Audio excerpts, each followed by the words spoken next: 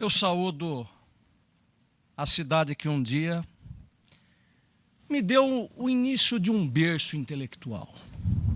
Eu morei em Londrina na minha adolescência, que é aquela fase que você não é aquela criança que nada sabia e ainda não é o adulto que gostaria ou que viria a ser.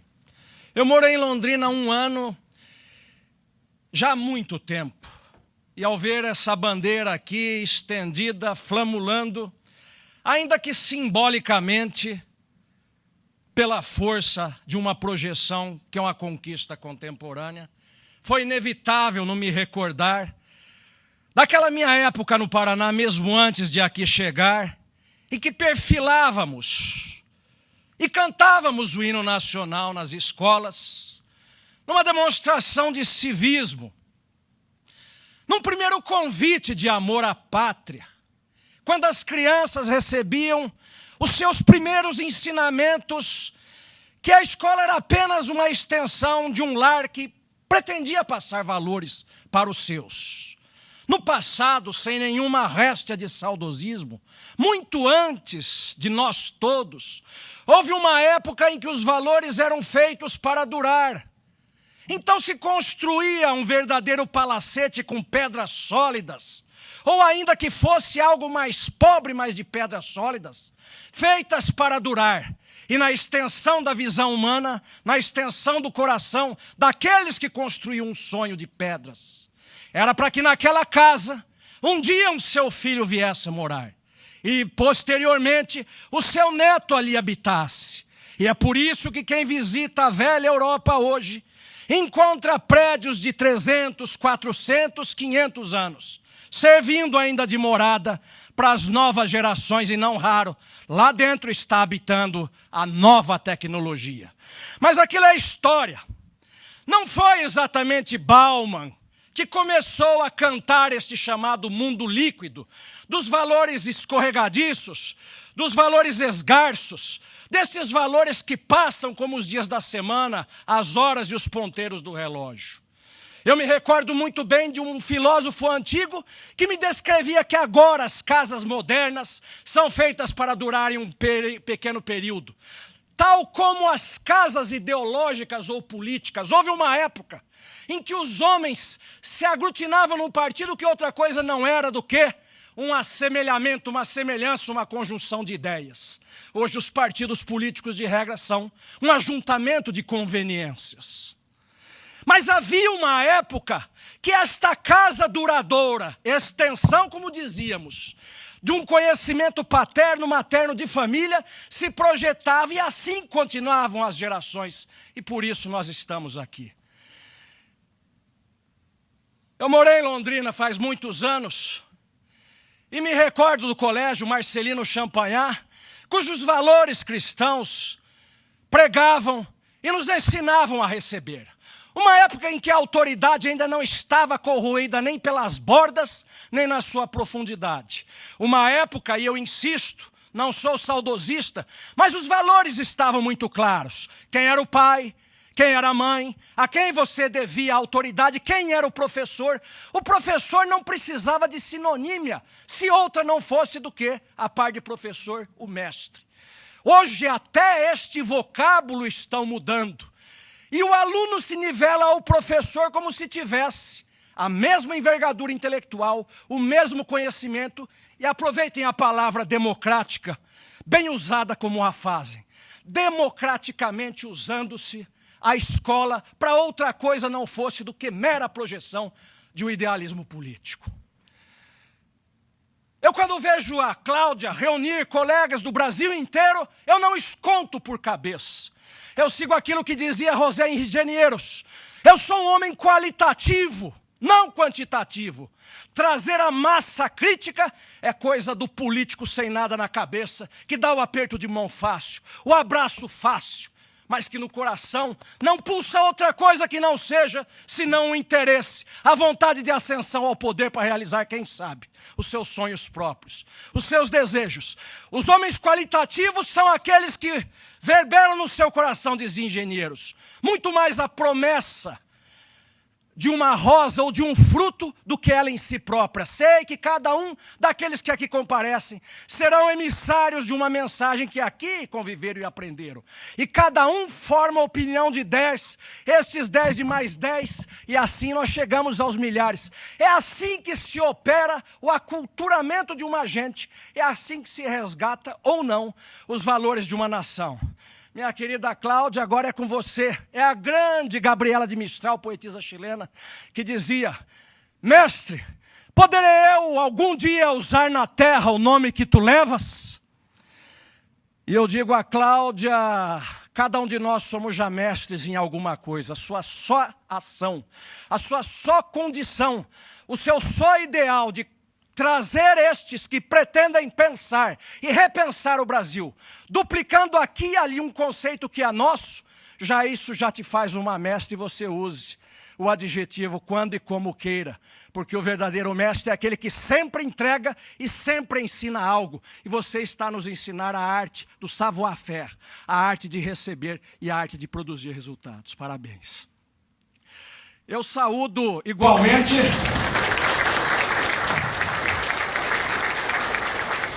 meu querido colega procurador de justiça, que foi quem deu a primeira mão intelectual, ensinou os primeiros passos à nossa Cláudia. E quando a Cláudia me convidou para vir a Londrina, eu não perguntei exatamente do que se tratava, eu já aceitei de pronto. Emprestei o apoio da nossa Escola de Altos Estudos em Ciências Criminais, absolutamente sabendo que a Cláudia tem um cheque moral das nossas ideações.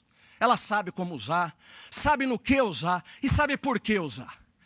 E eu dizia de um tempo que já se foi, sem saudosista, que tempo era este? Que os homens tinham ideias, que os homens tinham ideais, que a palavra honra habitava muito mais no coração do que na boca, como hoje em dia. Que o conceito de moral ninguém tinha pejo em dizê-lo, que os políticos bradavam em ética.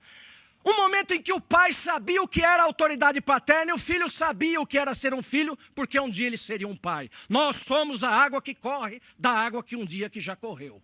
Nós somos simplesmente a derivação de épocas pretéritas. Nós não inventamos nada, a não ser a periferia, a consequência de um saber que se acumula há anos.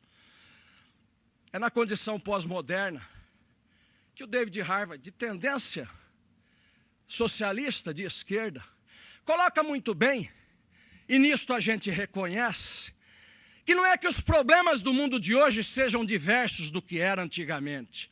Agora, por minha conta, as causas de um homicídio, de hoje até a época de Cristo, não são mais do que 5, não cabe mais do que no dedo da mão.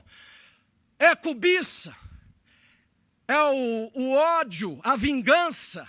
São poucas as causas que lá haviam e que hoje continuam sendo esta tristeza que motiva o homem a matar o seu semelhante. A diferença, coloca muito bem David Harvey com uma imagem. Até 1850 a velocidade média da humanidade era representada pelas carruagens, que andavam algo em torno dos seus 10 quilômetros. E em 1850 o homem cria então as caravelas. A 1500, não 1850, 1500, o homem cria as caravelas e sai de uns 10 a uns 12 quilômetros de velocidade média. Mas agora já passam, vejam, 1500 anos para fazer o aumento de velocidade em 2 ou 3 quilômetros ou algo assim. Mas bastaram mais 60 anos, ou algo em torno disso, para que no começo dos 1800, entre 1800 e 1900, o homem saltasse para as locomotivas a vapor, a chamada Maria Fumaça. O homem saltasse para os navios a vapor, e a velocidade então começava agora a aumentar um pouco, e chegávamos aí a umas poucas dezenas de 50 ou 60 quilômetros por hora. E eis que surge o advento da indústria automobilística, os primeiros carros que começam a ganhar mais velocidade. Agora, em menos décadas, em menos tempo, o homem inventa no começo do século passado, pela genialidade de um brasileiro, inventa o avião. E agora ele começa a singrar pelos ares a algumas centenas de quilômetros. E bastam mais 2 décadas para que este avião, então, quebre a barreira do som. E daí nós já saímos para os foguetes, para os jatos. E daí nós saímos para a velocidade supersônica. E daí nós chegamos, na década de 70, na década de 80, na década de 90, onde o mundo cabe em nosso bolso num aparelho chamado celular. E como naquele outdoor, que vi uma vez uma propaganda da Alcon, um grande globo terrestre, um globo menor, um outro menor e um outro menor ainda, até um bem pequeno que parecia uma agulha, e dizia: hoje é o dia que o mundo encolheu, porque naquele momento o tempo e o espaço já não eram mais o mesmo. Você seria capaz de juntar o velho mundo ao novo mundo, singrando os ares com grande velocidade. Mas mais do que isso, pela força da comunicação imediata, online, pelo advento da tecnologia informática, por tudo isso que quebrou todos os paradigmas de 2000 anos, nós passamos a uma comunicação imediata, rápida, onde os problemas se sucedem numa velocidade atroz e onde o Estado fica absolutamente de mãos atadas, porque não pode dar dentro de um devido processo legal a resposta que um povo necessita naquele exato momento que ele acontece. Não. O Estado tal como foi concebido, nunca, jamais, tal como foi concebido, conseguirá estar par e passo aos problemas que a sociedade o cria. Os problemas na sua gênese enquanto humanos são muito semelhantes à época de Cristo. A maldade humana habita aquele coração desde antanho como habita hoje. O problema é que a variedade das disfunções sociais, do crime, a outros rebentos, filhos desta sociedade que vivemos, precisaria ter a mão do Estado, tão veloz quanto surgem os problemas, para que nós pudéssemos dar alguma solução. Agora vejam, nós temos um processo legislativo, nós temos os debates políticos, até chegar à sanção. Até aí aquele problema se multiplicou, e quando veio uma resposta estatal, já eis que surge um problema novo no universo. Aquela velha imagem de um coelho e uma cenoura amarrada colocada à sua frente. O Estado é o coelho. A cenoura são os problemas. Por mais que o coelho corra, a cenoura sempre vai estar à frente. A cenoura é o produto produzido, se me permite a redundância, pela sociedade em que nós vivemos. Mas a velocidade com que acontecem os problemas hoje, muito mais do que essa sociedade fluida, de que dizia, ou de que diz Bauman, nos seus conceitos do amor líquido, da sociedade líquida, tudo em constante mutação, que me lembra muito Marx, tudo que é sólido desmancha no ar, o homem é um processo em revolução. E a gente percebe então que as categorias do cotidiano estão de fato sendo modificadas. As pessoas tomam um vocábulo como se fosse a mais pura expressão fidedigna de um outro e pensam que são sinônimos. Quem chama atenção para isso é um brasileiro, o filósofo Gilberto de Melo Cujaves, que, para nossa honra, foi do Ministério Público do Estado de São Paulo. Ele diz: passar em uma cidade não é passear. Você passa como um viajante passa, mas não passeia. Passear é apropriar-se da biografia da gente desta cidade. É visitar o lago que esta cidade tem. É pisar no velho Cine Ouro Verde da cidade de Londrina.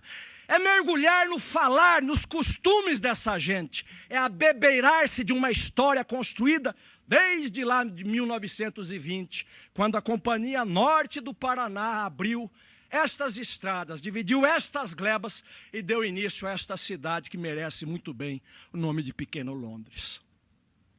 Passear é mergulhar em cada estátua e saber por que cada monumento ali está. Por que aquela igreja está ali, porque foi erigida. E quem são ou quem foram os seus párocos. Outra coisa é passar. Hoje você pega um jovem que faz um curso de 1 mês na Inglaterra, em qualquer lugar, e coloca no seu currículo que morou na Inglaterra. Morar é ser quase um cidadão. Cobra algo mais, como diz o filósofo, morar é demorar-se, porque os verbos são conversíveis entre si. Ninguém mora sem se demorar, porque você apenas e tão somente passa.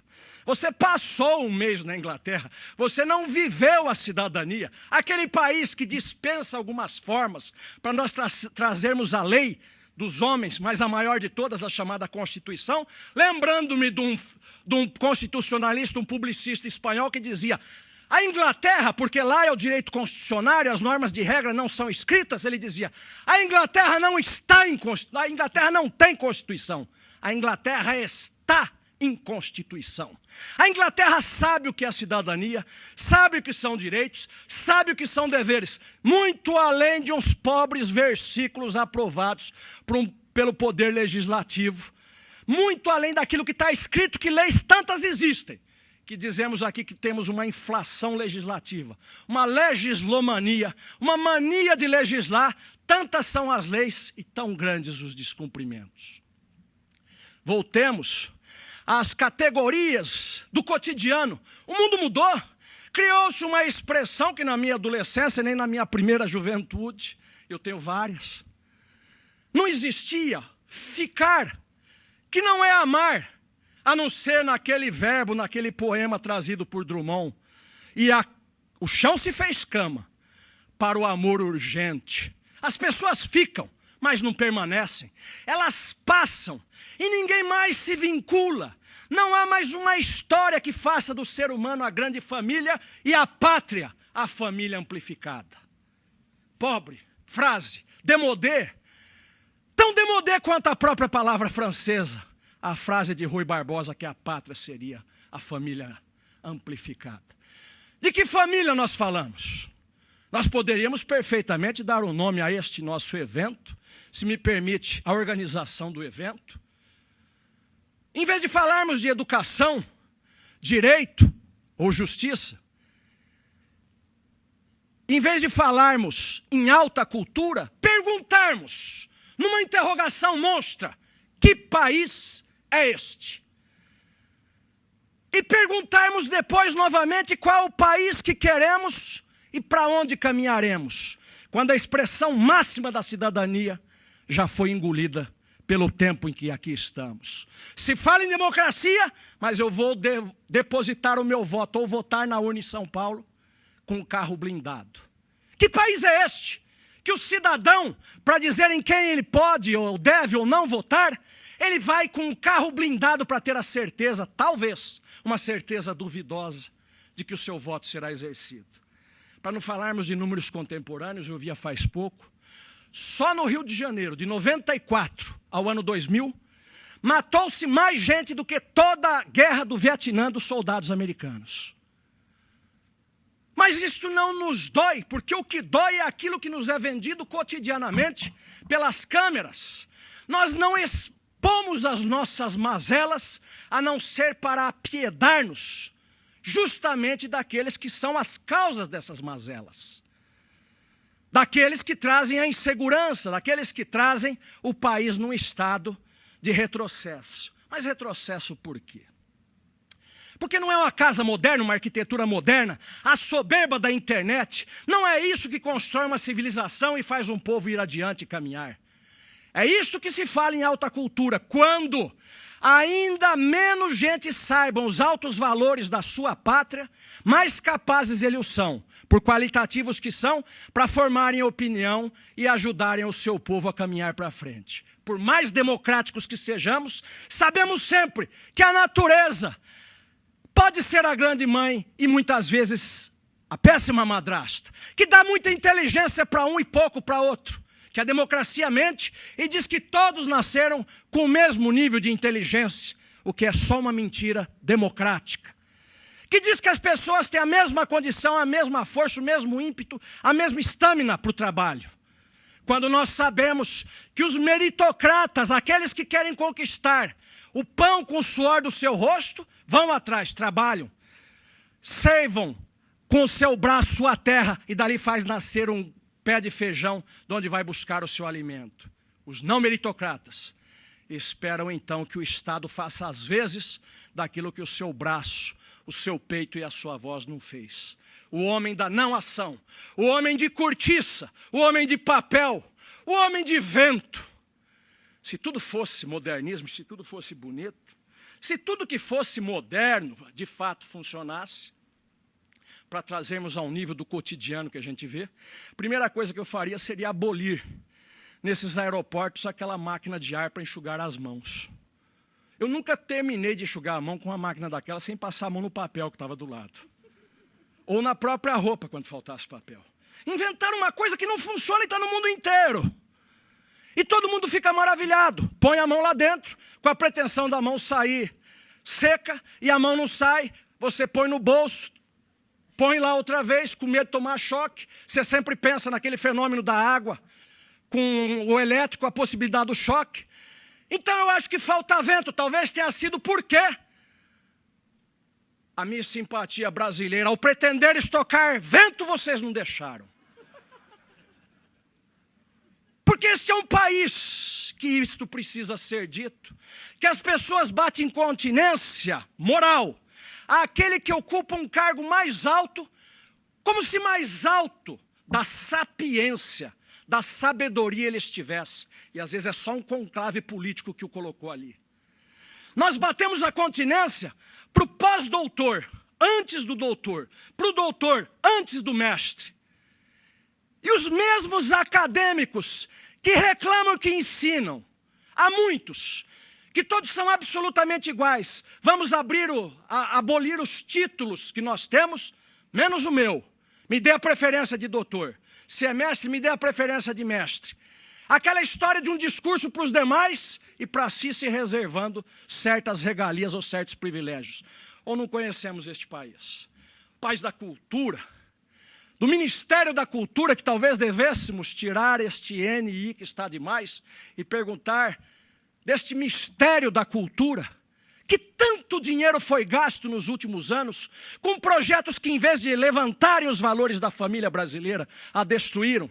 Quando falo em família, falo em valores e o faço convictamente, porque o que é uma família, se não a solidez dos seus valores? E quanto projeto, com o meu, com o seu dinheiro, com todos, que esvaiu-se no ralo, com investigações depois que foram feitas e que, como muito costuma acontecer, também não deram em nada.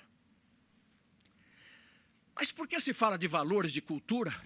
E qual a reverberação no cotidiano de um país que hoje, não bastasse os desafios que aqui tem, assiste um bombardeio midiático, perdido lá no interior de Minas, tomando seu café com pão de queijo, perdido lá no interior do Nordeste, enquanto toma um aguardente ou faz um tiragosto com o peixe do dia, e ouve a realidade mundial que ele nunca sonhou existir.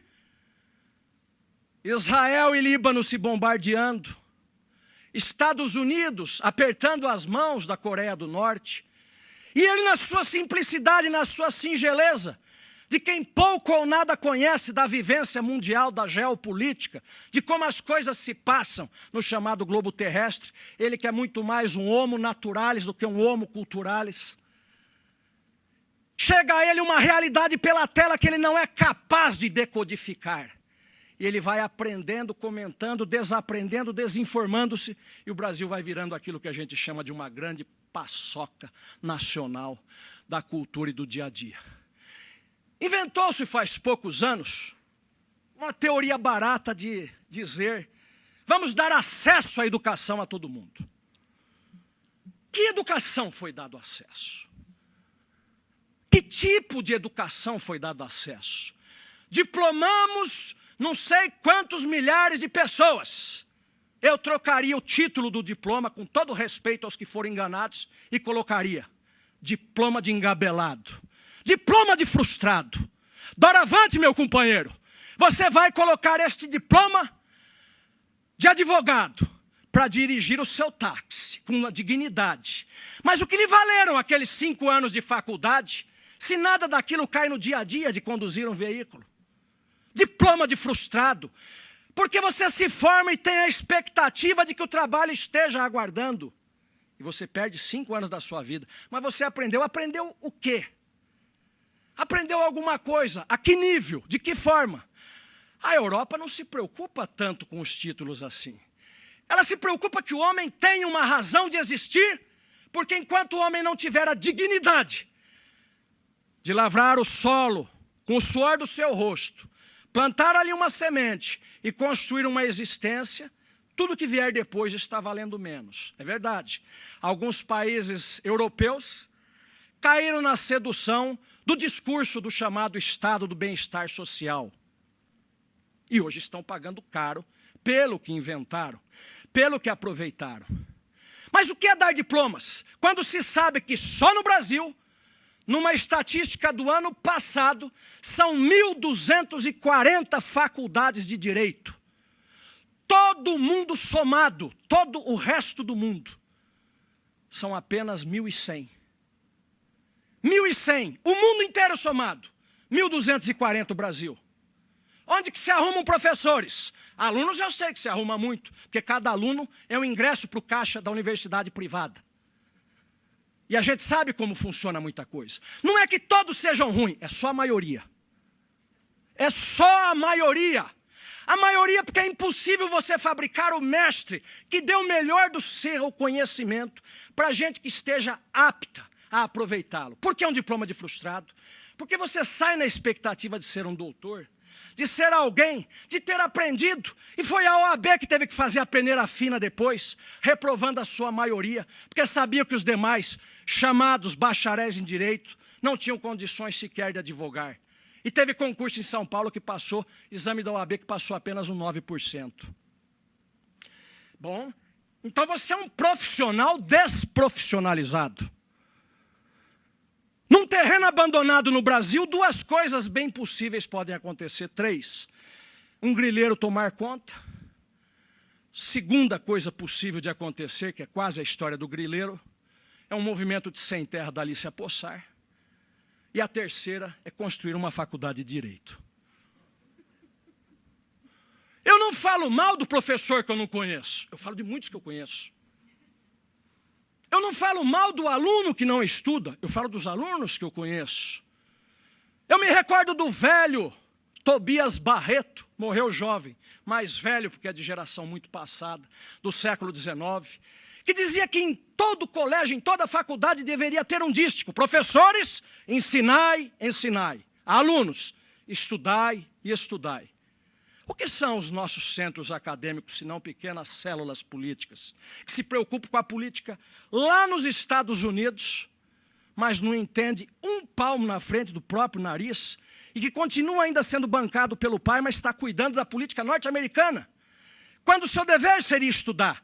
Constrói-se uma nação assim, querendo ser, antes da hora, algo que você não é, querendo ser mestre, líder, quando você nada mais é do que alguém que está numa panelinha de pressão política e pensa ser capaz de transformar com a força brilhante da sua inteligência ideal todas as raízes secretas e as hélices do mundo. Mas que país é este? Como dizia a música, no seu refrão já cansado, que aquinhoou a todos com diplomas, festejou a muitos políticos que numericamente despejaram centenas de milhares de títulos, mas não garantiam de forma alguma a inserção social enquanto trabalho, gerando mais frustração, gerando mais clamor social, gerando mais mobilização das suas forças e contra-forças interiores da sociedade, deixando o país quase à beira de uma explosão. O que tem a ver isto com o crime? Não. O crime no Brasil ele é só mais uma consequência da disfarçatez da inteligência que tomou conta desta terra. Mas por que disfarçatez? Porque está claro. Para os que gostam de número, matematizarem o saber, vamos para uma pergunta básica. Qual é o calibre mundial? Qual é o Instituto ISO mundial? Quem é que aquinhoa a inteligência mundial, se não um único órgão conhecido chamado Prêmio Nobel ou Nobel? A Colômbia tem Prêmio Nobel. A Argentina tem Prêmio Nobel. O Chile tem Prêmio Nobel. A França, salvo melhor juízo, tem 69. Os Estados Unidos, 360 mais ou menos. O mundo inteiro tem. O Brasil não tem um. Mas ele tem o maior número de faculdade de Direito. E por aí ele deve ter também o maior número de faculdade de Medicina. E também deve ter o maior número de faculdade de Engenharia. Porque essas coisas é como aquele caboclo do interior. Quando ele pesca um, ele vai pegando mais, vai fazendo uma fieira de peixe. É mais ou menos quando você pergunta se a pessoa é favorável ao aborto, e ela diz que sim, você já pode completar o raciocínio. Ela também é contra a pena de antecipação da morte. Ela também é contra a desvalia, ou seja, os desvalores, ela acha que cada um tem o direito de ser o que quiser, que você tem que ser tolerante até com o intolerante. Você já sabe tudo que aquela pessoa pensa, porque no pacote ideológico que lhe foi incutido, veio toda uma desestruturação de valores. Falta a solidez da base. Falta você argamassar a parede do seu edifício, porque é com ele que você vai caminhar a sua vida. Falta você entender a sua função na terra. As pessoas perderam até a consciência da força do simbolismo. Não sabe que aquela cruz que está em cima de cada túmulo significaria a ressurreição. Não sabe que a espada que sustenta duas conchas significa a força da justiça. Essas pessoas querem falar do momentismo, querem falar do aqui e agora, no prazer mais imediato, como se não houvesse amanhã. Estas pessoas querem viver agora, buscar a religião da felicidade, desestruturarem todos os seus vínculos ao primeiro dos problemas, porque estas pessoas são imediatistas, porque estas pessoas são momentistas, porque elas são um produto de uns filósofos, dentre outros, de alguns franceses, de uma terra que produziu tantos saberes, mas produziu um desconstrucionismo do pensamento, um momentismo, uma atomização. Jacques Derrida, não falam nem de Foucault, Deleuze, Félix Guattari, pessoas que ensinaram ou desensinaram o mundo, protraindo os seus valores, de que é proibido proibir, de que tudo tem a mesma valia, como se na escala filosófica não houvesse coisas que valham mais do que outras. E só por isso, por aprendermos o que vale mais do que o outro, é que nós estamos aqui. Mas agora se instaura neste país uma confusão dos diabos. Um longo desmonte da inteligência nacional, que eu tenho certeza os colegas, futuros palestrantes, falarão depois. Não é que o mundo novo seja peçonhento ou seja ruim, no passado fosse o paraíso. Só lá muito no passado. Só antes do pecado original for o paraíso. Mas o mundo, por ter a responsabilidade de um lado, a sisudez de um lado, a alegria e a descontração do outro, o mundo, por ser este jogo de opostos pela própria natureza, nem todo mundo é tigre, nem todo mundo é cordeiro, há dos dois.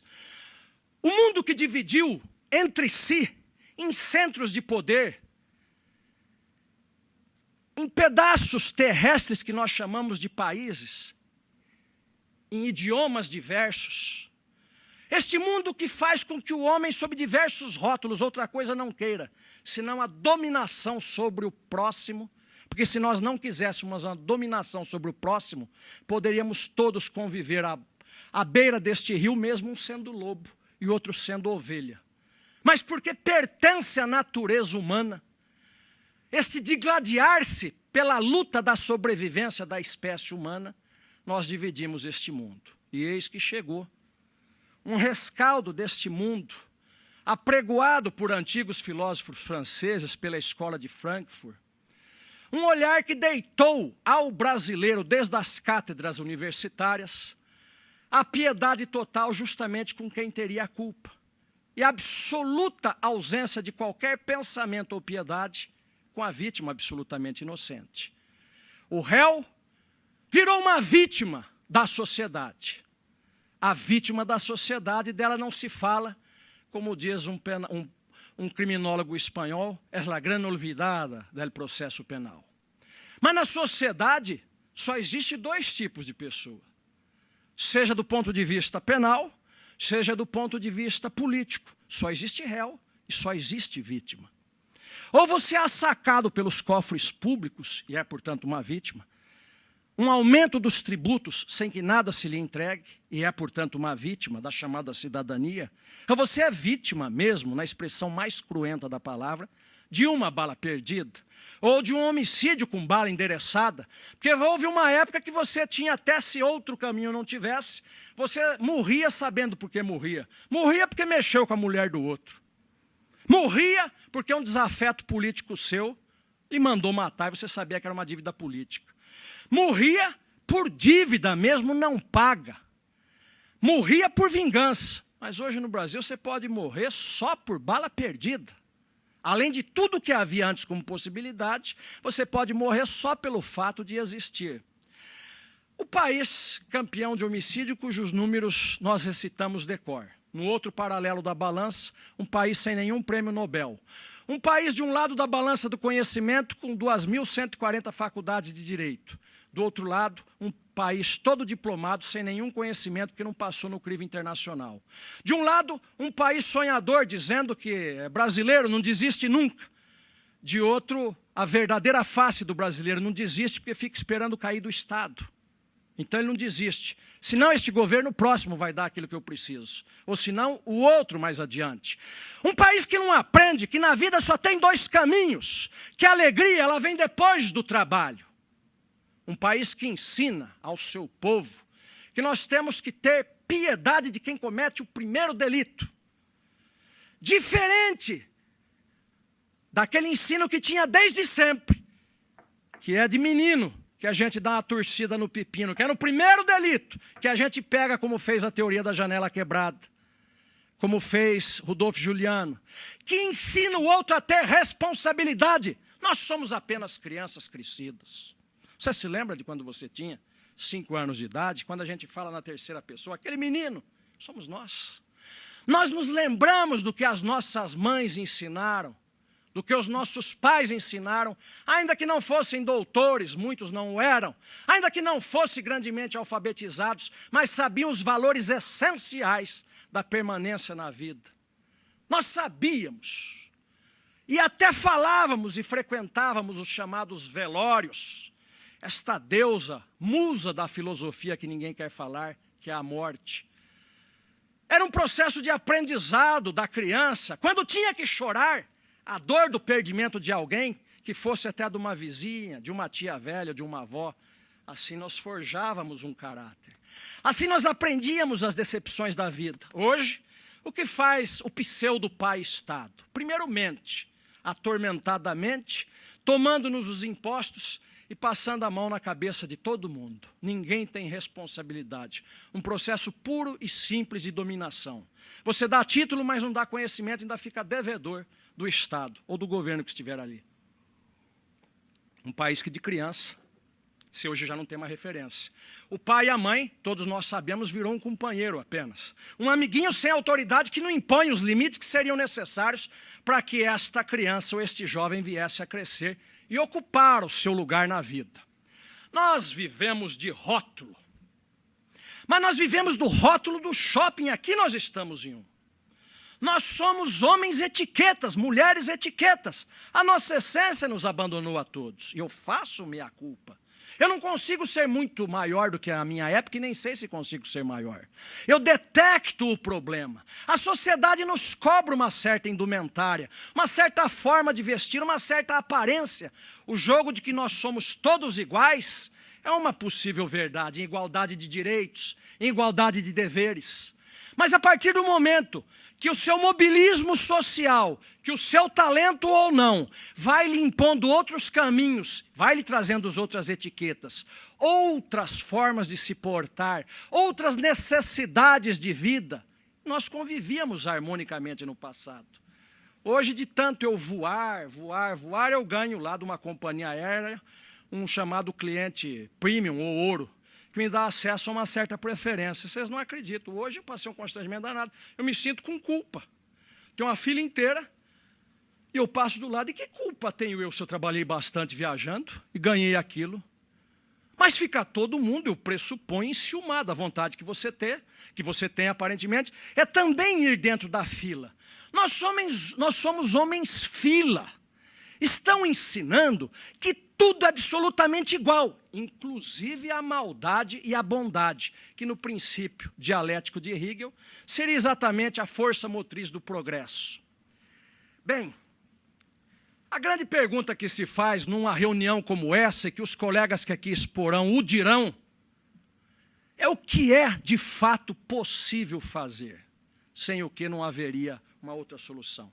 Como qualquer perspectiva do que se faz, era muito fácil hoje nós apenas compararmos diacronicamente o Brasil de hoje e o Brasil do passado, onde no ginásio se estudava latim, se aprendiam as grandes ciências e muito ginasiano do passado dá um baile em cultura universal em qualquer doutor hoje de diploma de pé de parede.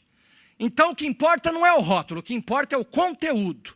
Mas como se não bastasse a humilhação na perspectiva diacrônica, comparando o presente com o passado, nós temos a perspectiva sincrônica, que é comparar o Brasil com todo o restante do mundo. Não é à toa que, uma vez na história, um jovem do Rio de Janeiro, lá dos seus 17 ou 18 anos, ganhou uma competição de jogos de matemática e foi notícia, notícia, notícia. Num país de 200 milhões de brasileiros, um jovenzinho ganhou uma competição, talvez uma medalha no peito. Eu quero um prêmio Nobel, eu quero alguém que opere uma transformação da realidade.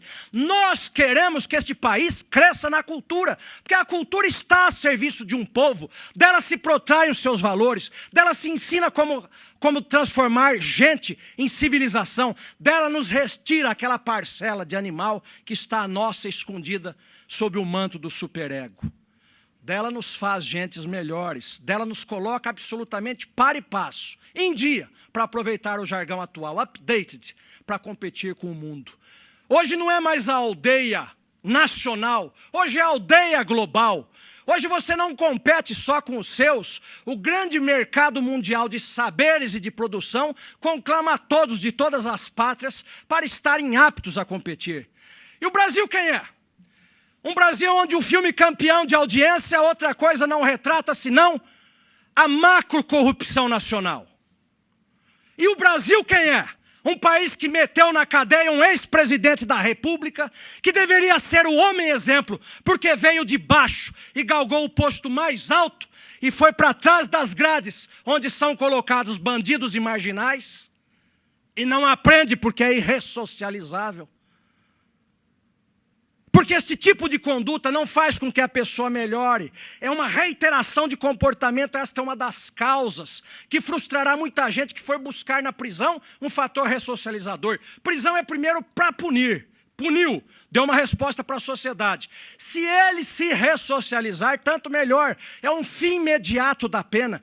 Mas a grande maioria dos presos não se ressocializam porque são personalidades psicopáticas. E a ciência médica mundial é unânime. Não há cura, não há terapeuta que possa dar cura para a psicopatia.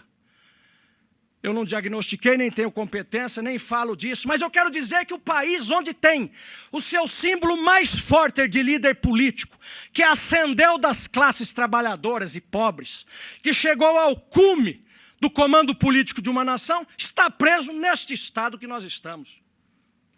Literalmente preso da Silva. Preso da Silva. E nós temos um presidente sobre uma pesada investigação atual e um presidente atual com processo criminal.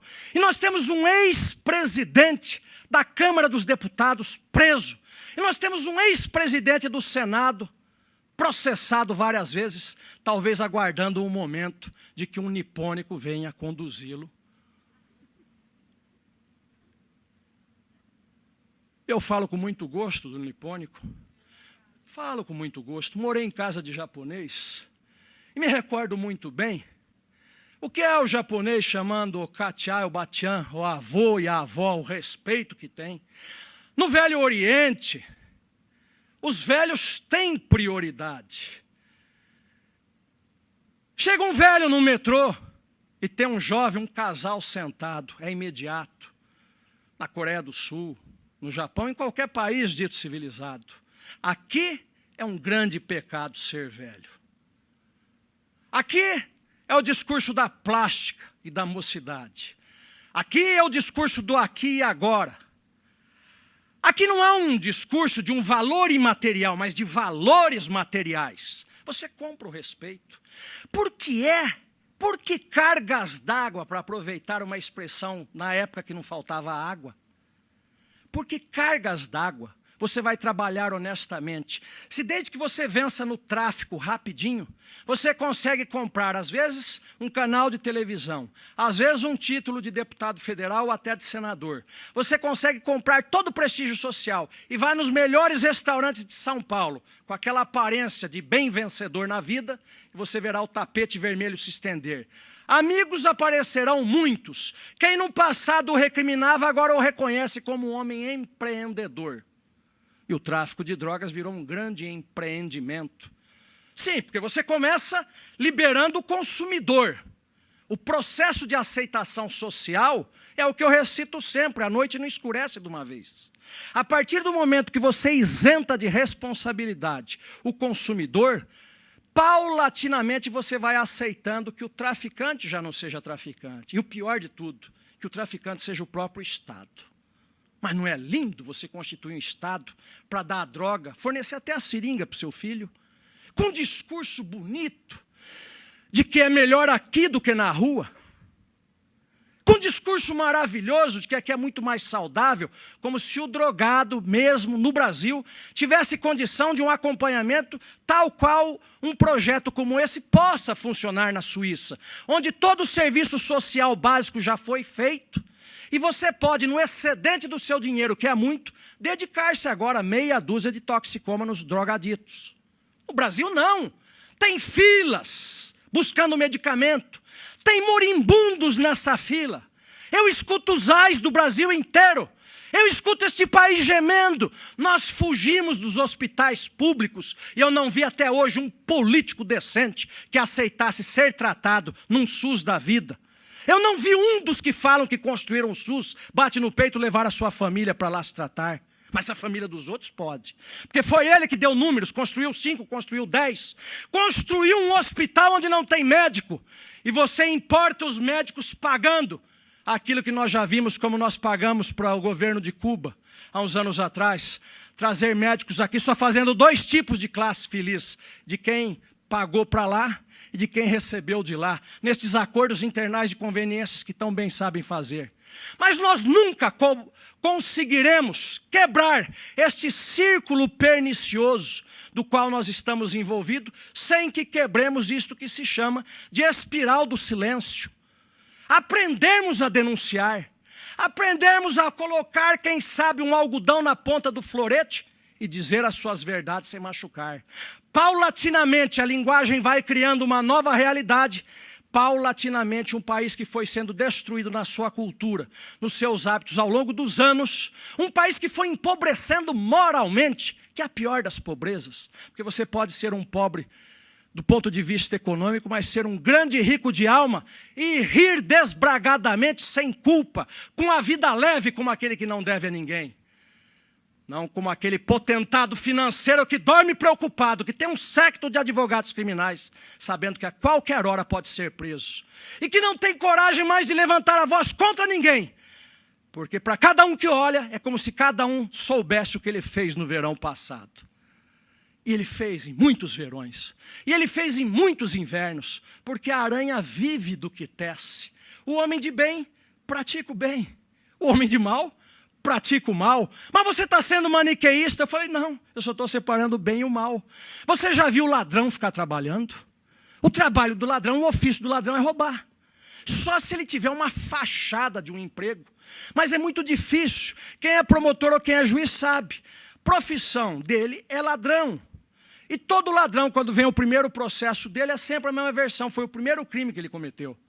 E todos nós sabemos que não foi, porque a cifra negra da criminalidade é muitas vezes superior àqueles crimes não descobertos, não registrados, do que os crimes que são apurados. O desonesto,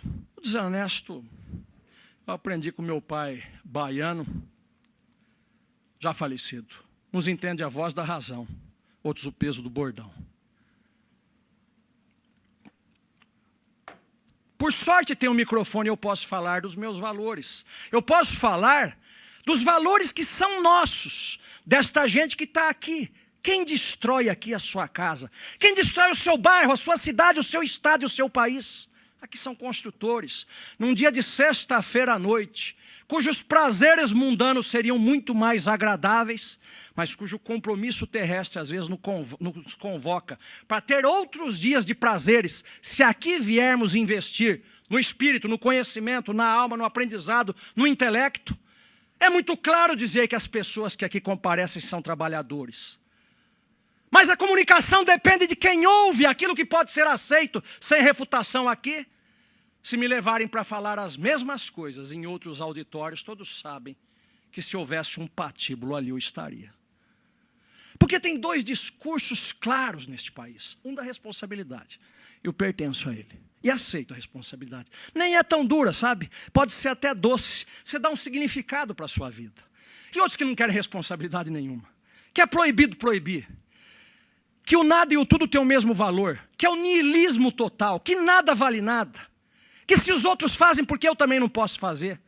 Isto não tem nada de civismo, nada tem de democracia, conquanto você possa votar, sabe-se lá como, naqueles candidatos que nos são impostos. Porque quando se diz que a democracia é a possibilidade de igualdade para todos, nós sabemos muito bem que para você viabilizar uma candidatura política nesse país, você não viabiliza com boas intenções, com os melhores discursos, nem com os melhores exemplos. Muitas vezes, talvez a maciça maioria das vezes, é justamente tudo ao contrário.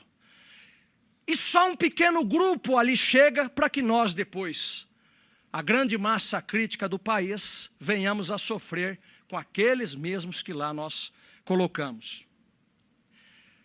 Eu tinha tomado duas notas no papel, do qual nada do que eu escrevi ali, e aquilo de que dizia o Manuel de Barros. Dos 80% de que falei, talvez eu me apegasse nos 20% de que eu me esqueci.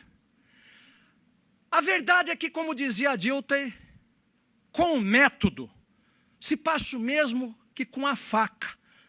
Tem que saber se corta. A metodologia hoje do Brasil está claro. Você não precisa ter méritos, você precisa saber como encurtar caminhos. Você precisa saber escolher os seus parceiros, não de valores, mas aqueles que vão lhe facilitar o acesso às conveniências sociais. E é óbvio, você vai ter que criar o seu filho assim. É claro, o seu filho, que já é produto deste pai, que já é deteriorado daquele pai, vai criar uma prole cada vez mais deteriorada. Dá para imaginar onde nós podemos chegar se não houver um certo retrocesso? Na vida é assim, depois do dia vem a noite. Depois do inverno vem um verão, ainda que passe algum tempo. Depois da segunda vem a terça.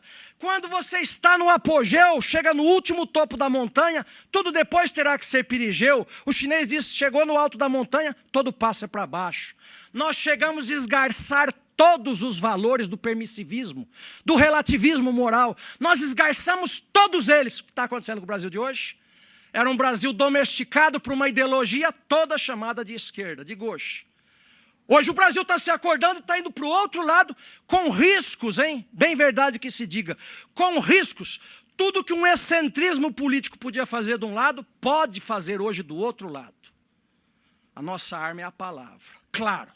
Convocados pela pátria, que neste momento não seria uma mãe gentil, todos nós somos capazes de abandonar a palavra por um rifle ou por um fuzil, para defender essa terra.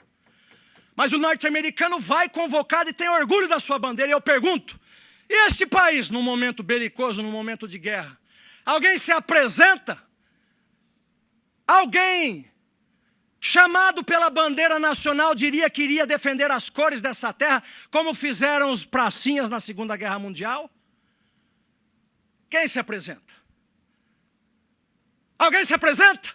O Brasil de hoje é um Brasil que não tem voluntários cidadãos. É um Brasil que aceita presentes, adulação, ornamentos. É um Brasil vazio de valores e é com tristeza que eu digo. Se não corrigirmos os rumos da história que nos colocaram, nós jamais entregaremos aos nossos filhos um país minimamente decente como o recebemos de nossos pais. A minha fala não é moralista, não é de moralismo espanhol. A minha fala é de cidadão brasileiro, talvez algo rebuscado naquela vida mergulhada nos livros, naquele doce ócio de que falavam os passados, para tentar trazer algum valor para o presente e talvez para o futuro. O desafio está lançado talvez em Londrina. Como uma pequena semente aqui jogada, cada um levará à medida da sua força algo para contribuir para uma formatação ou para uma reforma de opinião. Cada um daqui levará um ensinamento que seja mínimo, mas que será o produto de um intelecto, de um pensamento já revigorado e maduro. Aqui não há aprendizes, ninguém aqui dá a sua primeira denúncia, ninguém aqui faz o seu primeiro artigo de jornal, ninguém aqui dá o seu primeiro passo de vida.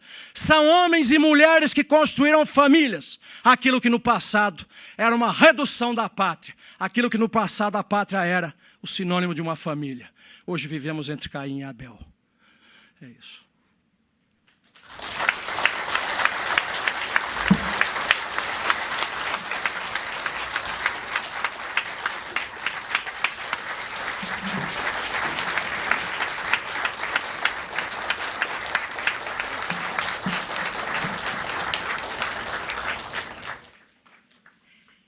No ano de 2015, o professor Edilson fundou uma escola chamada Escola de Altos Estudos em Ciências Criminais. Essa escola congrega promotores de justiça do Brasil inteiro. E agora, os magistrados também, a partir deste ano, já frequentam a escola. E, dentro dessa escola, o que se tenta é resgatar o Ministério Público. O Ministério Público, infelizmente, tem esquecido da vítima. Na década de 90, o professor Edilson escreveu uma obra que eu sempre falo para ele que é a minha favorita dentre as que ele já escreveu e que, felizmente, este ano ele vai relançar, que é o Direito Penal da Sociedade. E essa escola ela tem esse objetivo, de nós voltarmos os nossos olhos para a sociedade e para a vítima. Professor Edilson, eu não vou ser incapaz de agradecê-lo suficientemente por todo o apoio que o senhor tem nos dado para que esse evento pudesse acontecer. Eu tenho aqui um presente que eu trouxe para o senhor. Não está nem embalado, porque eu sou meio desorganizada com isso. Eu sei que o senhor já tem, que já deve ter lido, mas esse aqui é o livro do professor Olavo de Carvalho, Tudo o que você precisa saber para não ser um idiota. Eu tenho lutado muito por isso. Ele está autografado. O professor Olavo autografou para o senhor na última vez que eu estive com ele. Muito honradamente recebo. Está aqui. Com os melhores votos para Edilson Mogenor, com os melhores votos de Olavo de Carvalho. Cláudia, eu quando sugeria um título para a palestra, você me cobrava e eu sempre brasileiramente postergava a resposta. Fui postergando, falei, eu estou saindo mais brasileiro que a encomenda. Não entregava nunca o título. Eu, num determinado momento, me senti meio apossado de um barômetro, de esses instrumentos dos geômetras e de outros, e sugeri, então, que contivesse no título a palavra bússola. Não está lá no título da minha palestra? Então, é que eu, num momento de rasgo, eu escrevi 4 ou 5 linhas e eu esqueci de ler. É só isso que eu penso. O mundo hoje está... E o mundo vocês podem reduzir para o Brasil com uma potência muito maior, mas é o mundo. Está sem bússola. Quem quiser se guiar pelas velhas categorias ideológicas, apenas preso ao passado, ficará apenas preso ao passado. E, por outro lado, quem quiser predizer o futuro,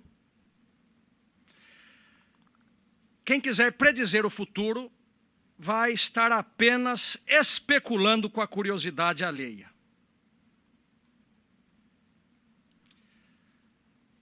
Temos o guache e a tela em branco. Faltam pintores. Onde estão os pintores? Sobram pincéis. Esse é o momento de cada um pintar um pouco da história. Estão arrancando as cores da nossa bandeira. Os nossos filhos talvez não vivam mais aqui no futuro. Ou nós reagimos enquanto é tempo, ou haverá uma lembrança daquela bandeira do verde, do amarelo, do azul e branco. No país que não tinha prêmio Nobel, restava o futebol, restava o circo para o povo. Nem no circo o povo acredita mais.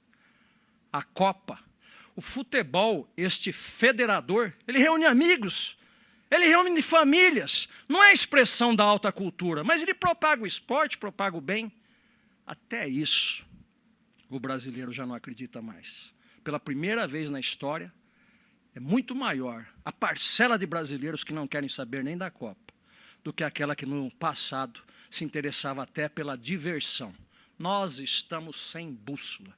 Nós não sabemos para onde vamos e não iremos jamais para caminho algum se estes pintores que estão aqui, cada qual com o guache, com o seu pincel, não começar a construir essa história. Eu serei sempre um federador. Conclamarei sempre os que acreditam como a gente que é possível arrumar. A despeito do que dizem os astrólogos, sim, que o astro está aqui ou está lá, que não teria salvação para o universo. Se morrermos parado, o balaço é mais certeiro. É isso.